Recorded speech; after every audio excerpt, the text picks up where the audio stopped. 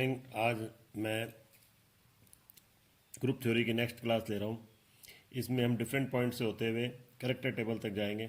सबसे पहले इसमें टॉपिक आता है order of group. Order of group क्या है? नंबर ऑफ सिमेट्री एलिमेंट और symmetry operation possible in group is called the order of group.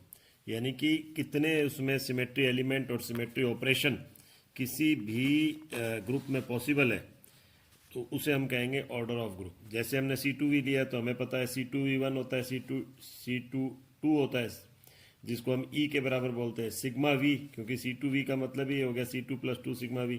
तो सिग्मा V दो तरह के हो गए, तो इसलिए यहाँ पर जो ऑर्डर हो गया वो हो गया H। अब इसी तरह से सब group, smaller group which can be found with in A bigger group is called सब ग्रुप। यानी सब group must obey the all condition of group. जैसे अब C2V हमने लिया तो C2V को हम दो सब ग्रुप में बांट सकते हैं। जैसे हमने एक लिया C2 और साथ में E ले लिया, ऐसे जिसको हमने सब ग्रुप बोला C2। इसी तरह से एक E ले लिया और एक सिग्मा ले लिया, तो उसको हमने बोल दिया CS। अब ऐसे ही इसी प्रकार से आता है क्लासेस ऑफ ऑपरेशन। ये भी काफ़ी इंपॉर्टेंट है। Element which are conjugated belong to one class. जैसे हमने कहा ये x इनवर्स A x ये B, तो अगर ये इस कंडीशन का पालन करता है तो A और B कंजुगेटेड होंगे और ये एक क्लास को फॉलो करते होंगे। यानी element which are conjugated belong to one class, और यहाँ हमने लिखा है A और B are conjugated belong to one class. अब कंजुगेटेड एलिमेंट के लिए फॉलोइंग कंडीशन है। हमें ये कौन कौन सी कंडीशन देखनी है कि every element is conjugated to itself. जो भी एलिमेंट होगा वो खुद का भी कंजुगेटेड होगा। तो x inverse A x A, यानी A खुद का भी कंजुगेटेड होगा। इसी प्रकार A अगर B का कंजुगेटेड है तो B A का भी कंजुगेटेड होगा। तो हमने लिखा A B का कंजुगेटेड है, तो ये रहा B A का भी कंजुगेटेड होगा। इसी प्रकार A conjugated to B and C, then B and C are conjugated. तो इस अब जैसे हमने C2V पॉइंट ग्रुप लिया तो ऑर्डर तो हमने अभी बता ही दिया आपको, चार होंगे। तो ये चार क्लास होंगे, क्योंकि ईच एलिमेंट जो है इसमें ईच एलिमेंट वो वन क्लास से एक ही क्लास से अपनी खुद की क्लास से बिलोंग करता है। Representation is a set of matrix which represent the operation of point group. यानी ये रिप्रेजेंटेशन क्या है? मैट्रिक्स का, जो मैं आपको पहले बता चुका हूँ, मैट्रिक्स का एक तरह से सेट है जिससे हम क्या कर सकते हैं, वो पॉइंट ग्रुप को जो रिप्रेजेंट करता है। जैसे E को हमने इससे दिखाया था, इस मैट्रिक्स से। C2Z को हमने इस प्रकार मैट्रिक्स से दिखाया था, सिग्मा XZ को इससे और सिग्मा YZ को इस मैट्रिक्स से। ये कैसे मैं आपको पिछली क्लास में बता चुका हूँ। ये 3 डायमेंशनल रिप्रेजेंटेशन है। ये 3 डायमेंशनल हमें दिख ही रहे हैं। तो अगर हम इसको 1 डायमेंशनल फॉर्म में लिखेंगे तो हम इस तरह से लिखेंगे XYZ E1, ये रहा 1। इसी प्रकार इसका 1 1 1 तीनों आया, 1 1 1 x y z के रिलेटिव। ये -1 -1 1, ये रहा -1 -1 1। इसी तरह से इसको हमने लिख दिया 1 -1 1, तो 1 -1 1। और सिग्मा y z को हमने लिख दिया -1 1 1, तो -1 1 1। तो ये जो है, ये हमने जो 3 डायमेंशनल रिप्रेजेंटेशन को है x y z कोऑर्डिनेशन में हमने इसको रिप्रेजेंट करा है। तो ये जो हो गए सारे के सारे रिप्रेजेंटेशन 1 डायमेंशनल हो गए। अब हमने इसने कहा कि जो ऑल 3 आर 1 डायमेंशनल रिप्रेजेंटेशन, हमने x y z cartesian coordinate के रूप में भी बताया ही था। A representation of higher dimension which can be reduce to representation of lower dimension is called the reducible representation. तो इस तरह का जो रिप्रेजेंटेशन होता है, जो हायर डायमेंशन को हमने लोअर में रिप्रेजेंट कर दिया था, जैसे ये हमने करा, तो ये कौन सा होगा? रिड्यूसिबल रिप्रेजेंटेशन होगा। और जो नहीं किया जा सकता उसे इररिड्यूसिबल रिप्रेजेंटेशन कहेंगे। Those representation which cannot be further reduced to representation of lower dimension। Lower dimension मतलब वही आपके 1 डायमेंशन 2 डायमेंशन 3 डायमेंशन, इसको हम ये कहेंगे। तो 3 डायमेंशन को हमने यहाँ पर 1 डायमेंशन में करा, तो इसलिए हमने रिड्यूसिबल का।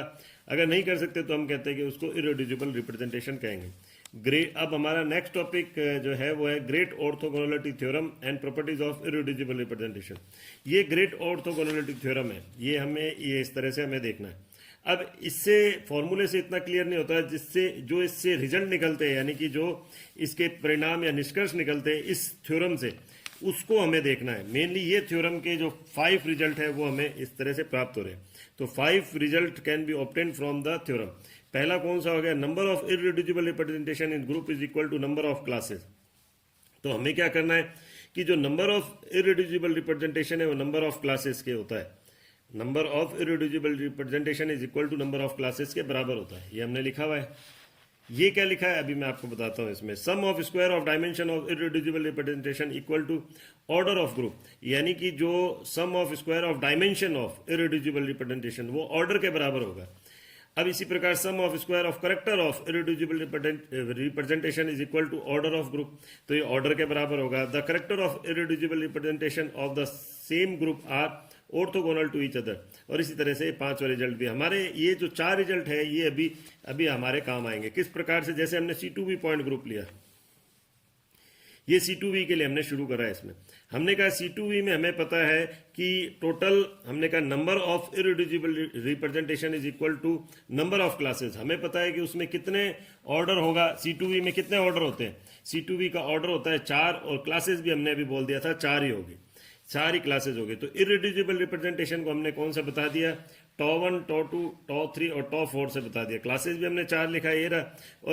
और ये हमने बोला भी है कि number of irreducible representation in group is equal to number of classes. तो ये इररिड्यूसिबल रिप्रेजेंटेशन हमने कह दिया टॉ1 टॉ2 टॉ3 और टॉ4, ये हमने कह दिया, ये रहा।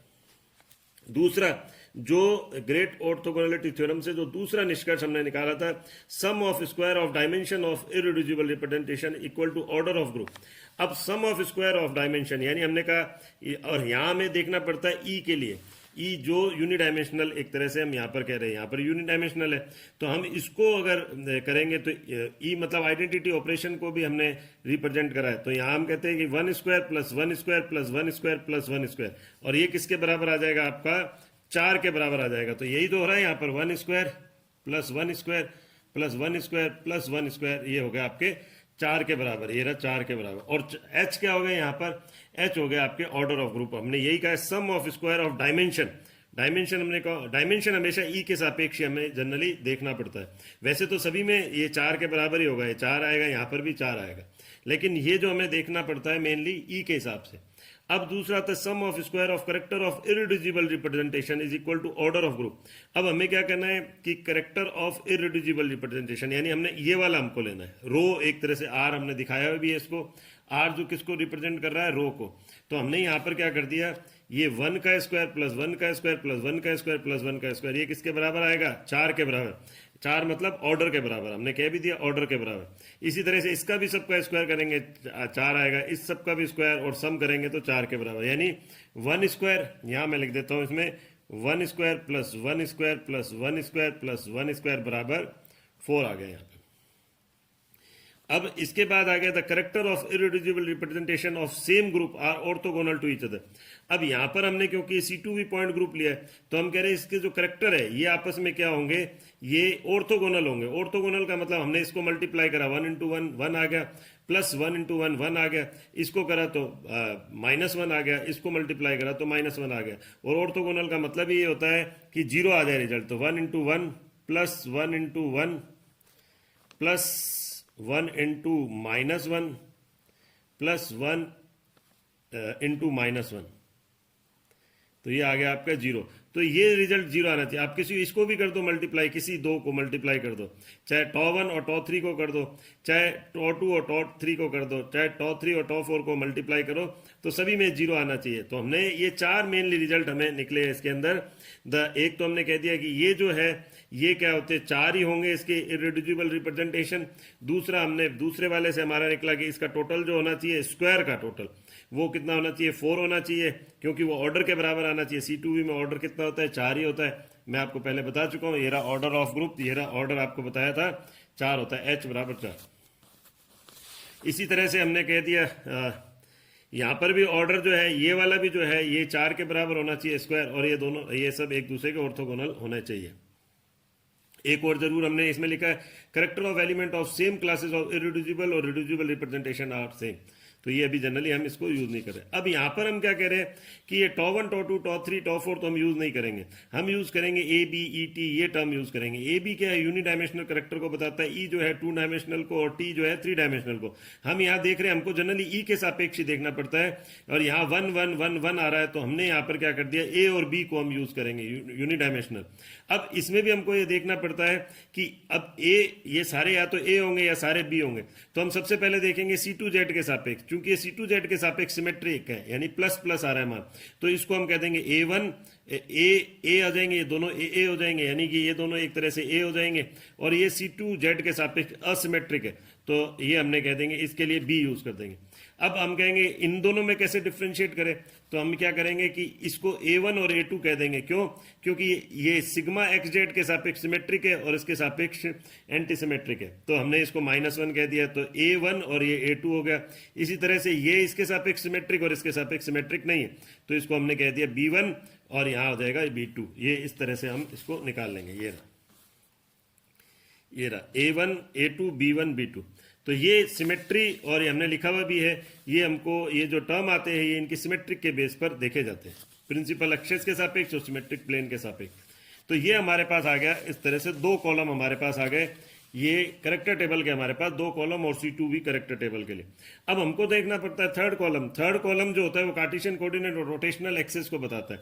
अब ये रोटेशनल एक्सिस को किस प्रकार से तो और कार्टेशियन कोऑर्डिनेट को किस प्रकार से दिखाता है वो हम इसको यहाँ ले रहे हैं। हम कह रहे हैं कि हमने जैसे मान लो हमने सबसे पहले कार्टेशियन कोऑर्डिनेट के लिए लिया, तो XYZ, चूंकि हम मॉलिक्यूल को किसके, जैसे मान लो मैं ये इस तरह से ले रहा हूँ, ये X हो गया, ये -X हो गया, ये Y हो गया और ये Z हो गया। मान लो मैं मॉलिक्यूल को ये घुमा रहा हूँ Z के सापेक्ष, ये Z हो गया, ये रहा इसके सापेक्ष। मैं पहले बता चुका हूँ आपको अभी मैट्रिक्स वाले में, तो ये फिर भी हम एक बार देख लेते हैं। जैसे हमने इसको Z के सापेक्ष घुमाया, जब Z के सापेक्ष घुमाएगा तो X क्या हो जाएगा, -X हो जाएगा, और Y क्या हो जाएगा, तो X क्या हो जाएगा, -X हो जाएगा, और Y क्या हो जाएगा, -X, क्यों उलट जाएगा।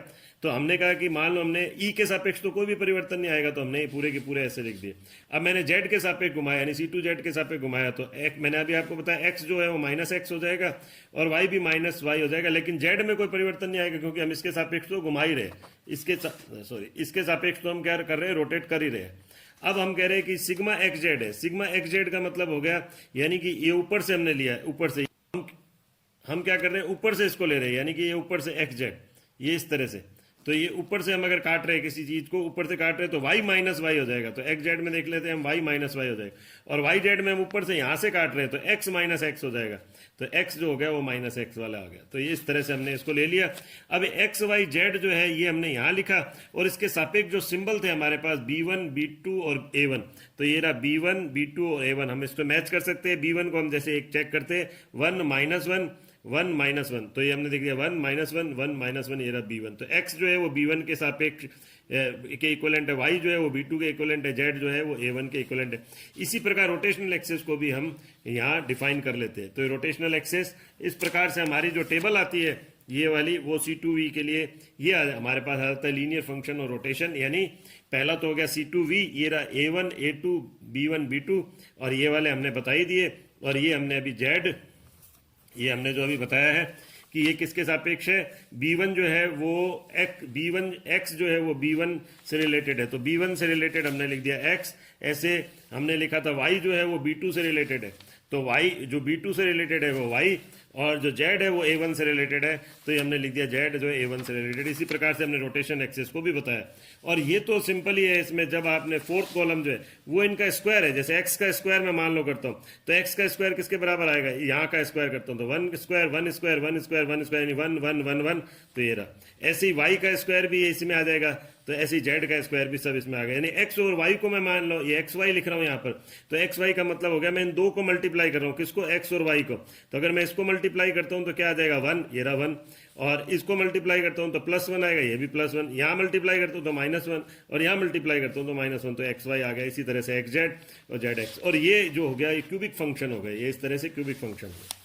अब इसी तरह से अन्य करेक्टर टेबल को भी हम बना सकते हैं। जैसे एक करेक्टर टेबल हमने यहाँ पर और बनाई है, जिसे आपको खुद को करके देखना है, वो है C3V की करेक्टर टेबल, यानी C3V पॉइंट ग्रुप के लिए।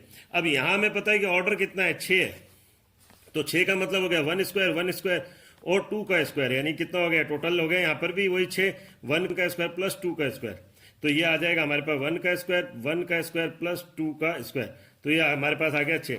इसी तरह से अगर मैं यहाँ पर करता हूँ तो अब ये भी सब किसके बराबर आना चाहिए, ऑर्डर के बराबर आना चाहिए। तो 1 यहाँ पर हमने कह दिया 1 प्लस 2 इंटू 1 प्लस 3 इंटू 1 का स्क्वायर, सब स्क्वायर ही है यहाँ पर, तो हमने यहाँ पर कह दिया तो हमारे पास कितना है, ये भी 6 आया। इसी तरह से यहाँ पर भी हमने करा तो ये आया, और यहाँ पर भी हम कहते हैं जैसे अब 2 का स्क्वायर प्लस 2 इंटू 1 का स्क्वायर, -1 का तो 1 ही हो जाएगा, तो 2 का स्क्वायर यानी 4 प्लस यहाँ आ जाएगा 2 इंटू -1 का स्क्वायर यानी 6, तो टोटल आ जाएगा यहाँ पर 6 आ जाएगा। तो इस तरह से हम यहाँ देख सकते हैं कि ये यहाँ पर और ये वही की वही 3 ही यहाँ पर क्लासेज होगी। अच्छा, क्लासेज यहाँ पर 3 होगी, क्यों? C3 की होगी एक तो, और जिनमें C3 1 और C3 2 आ जाएंगे, और एक आ जाएगा सिग्मा की हो जाएगी 3 क्लासेज, और एक ई लेंगे, तो 3 क्लासेज ऑर्डर 6 है हमारे पास। इसीलिए हमने यहाँ 3 इरिड्यूसिबल रिप्रेजेंटेशन लिए क्लासेस के कारण। ऑर्डर 6 है तो हमने कहा कि ये सारे के सारे ये भी स्क्वायर जो है वो 6 के बराबर आएगा, और ये भी स्क्वायर जो है सब 6 के बराबर आएंगे। इसी प्रकार से हमने यहाँ पे ये लीनियर फंक्शन को लिया है, ये क्वाड्रिक फंक्शन को लिया है, और क्यूबिक फंक्शन को इस प्रकार से लिया। इसी प्रकार से अन्य करेक्टर टेबल को भी बनाया जा सकता है। और ये इसका एग्जाम्पल हमारे ध्यान ही है, C3V का एग्जाम्पल है हमारे पास NS3। तो आज के लिए इतना ही, थैंक यू।